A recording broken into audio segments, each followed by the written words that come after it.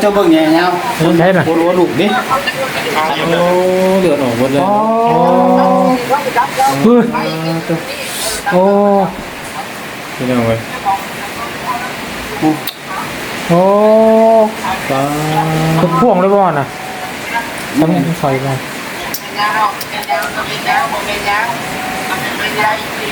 ตาครับก่อน ยังหายใจอยู่บ่ โอ้ตลกดิกินวะ เดี๋ยวเราก่อน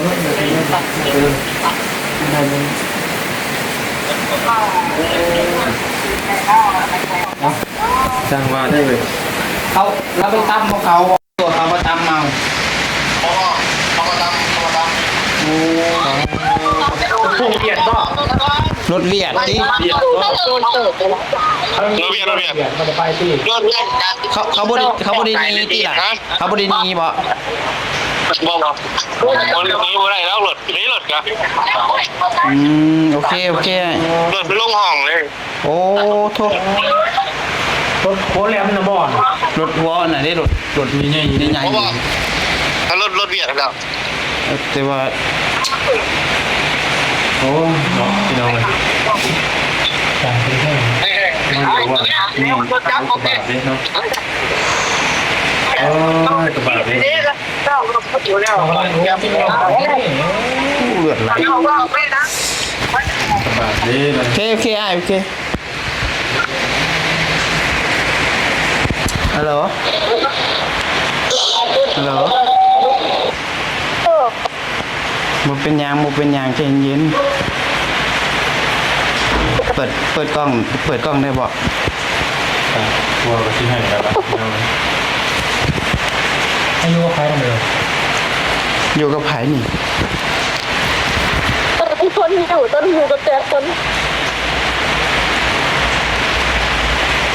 ตัวบ้านมันในบ้านมันบ้าง น่าลิคอนบ่เป็นหยังดอกใจเย็น คนอยู่ไหนกันพอ ตั้งสติเด้อตั้งสติ กระบาดเลยนะพี่น้อง ใจเย็นเด้อบ่พอหลุดหมุนเลย เอาอะไรไปเอาเต็ม หลุดขาดเลย ตายทำไม รถมันบ่ขาดเลย หมุนนี่ดูรถหมุนบ่เบล อยู่ คนนึงเนี่ยคน คนน่ะได้สิเป็นอะไรแน่ รับเราไปกระโดด พ่อเป็นอะไรแน่พ่อน่ะ ไปรถนี่ มีเอ้กูเลยดิ ฮะ รถลูกก็ไปกระสุนรถพวงรถไปรถนั่งจิขึ้นไปห้องหมอ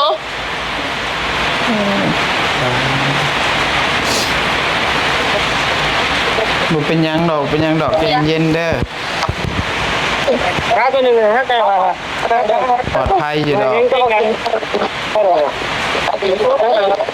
หัวพานไปต้อง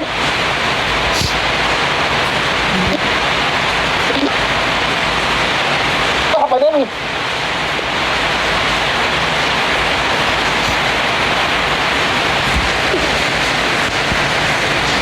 รถมันใครมาว่าตัว ผู้ชายบ่แม่นรถเก่งผู้ชายรถพี่น้องเพิ่น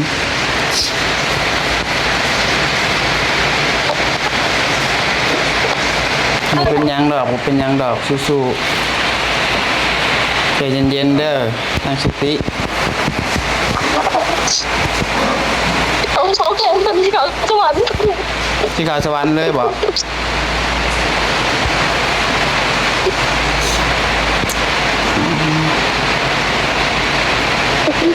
เขาสวรรค์เลยบ่ ติดไปแขวงเลย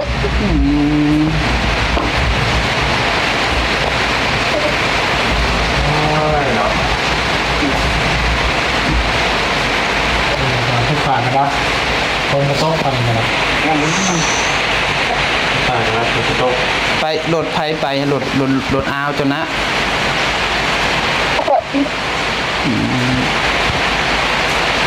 ผมบอกใกล้เนาะ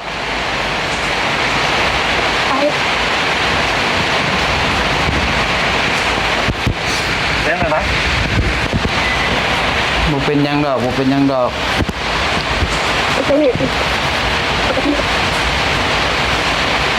ขอให้พ่อปลอดภัยเด้อ เอาเท่านี้ก่อนเด้อ โอเคโอเคยังส่งบอกเด้อ โดย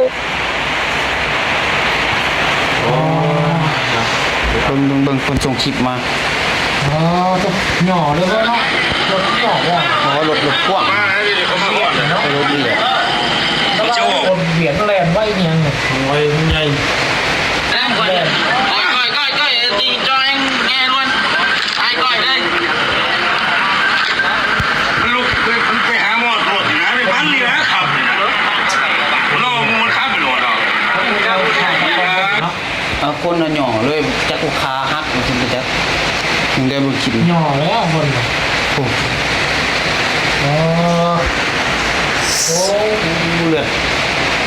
เลือดขาดเนาะ เลือดสะ mấy chú ba đi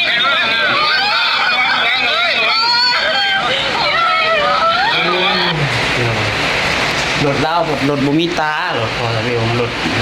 ว่านั่นนะแบบรถโคราแบบมันบ่มีตาบ่มีหยังนะแบบเพิ่นมักไปดึกไปหยังนั่นแหละตามไปเวียกไปงานเพิ่นแบบรถอีห้างแน่เพราะขอโทษนำเพิ่นน่ะแบบตาหน้าตาหลังก็บ่มี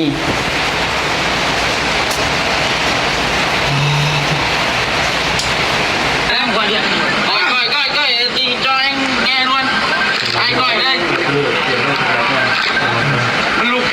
ไปหาหมอตรวจนะไปบ้านนี่นะขับนี่นะเรามันขับไปหมดอ่ะ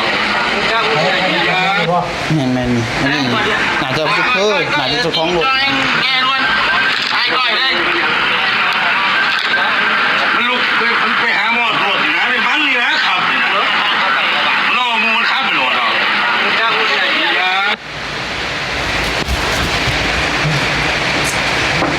ขอเป็นปลอดภัยนะเนาะ โดนจบไว้ก่อนก็ได้อ่ะโอเคพี่น้องเนาะโอ้ยพอดีว่าทางน้องเบลเพิ่นส่งมาพี่น้องที่นี่เพิ่นว่าพ่อรถตั้มพ่อเพิ่นว่าเนี่ยนะเพิ่นส่งมาน้องบ่ใส่เลยฮะก็บอกว่าฮาก็ฮอดห้องเพิ่นแชทมาถามแต่น้องบ่ใส่ว่าอาบน้ำก่อนเด้อเมื่อยแน่มื้อนี้แล้วก็แต่ผู้นี้น้องบ่ใส่อาบน้ำแล้วส่งไปบอกน้องเพิ่นว่าฝนตกแฮงเด้อทางนี้คือตอนนี้นี่ฝนกำลังตกเพิ่นเนาะไฟก็ดับอยู่ห้องก็ได้ผู้นี้น้องเพิ่นส่งมาว่ารถตั้มพ่อน้องบ่ใส่ก็จนตกใจนะพี่น้องเนาะบ่ใส่เลยถามว่าพ่อเจ้าบ่พ่อเจ้าน่ะบ่น้องบ่ใส่เลยถามนะเพิ่นเลยว่าแม่นน้องเพิ่นเจ็บแฮงว่าแล้วเพิ่นก็ว่าขี่รถออกไปเบิ่งกับแม่พี่น้องเนาะ เราตามอยู่หนาดีคอร์ดกำลังขี่รถไปกับอีเมย์2 คนตอนนี้ คือน้องคนหายนะว่ะน้องตอนผมออกไป เสียงก็สั่น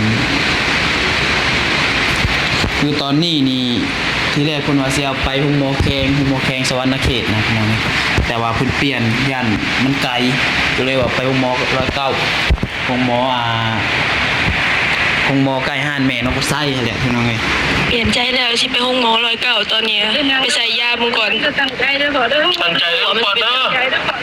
โอ้ยคนลุกเด็กพี่น้องเนาะน้องก็ไส้ประตูไกลครับสิเป็นแนวใดวันนาเขาให้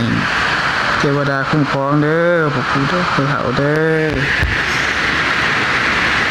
พ่อไอ้น้ำจะเป็นน้ำนอกอะอีต้นไปกับเบิ่งคนส่งคลิปคนส่งหยังมาให้เบิ่งก็จักสิว่าแนวใดอ่ะพี่น้องเนาะเห็นอยู่บ่เห็นอย่าละอย่ามันบ่นั่นมันสิบ่แดงเลย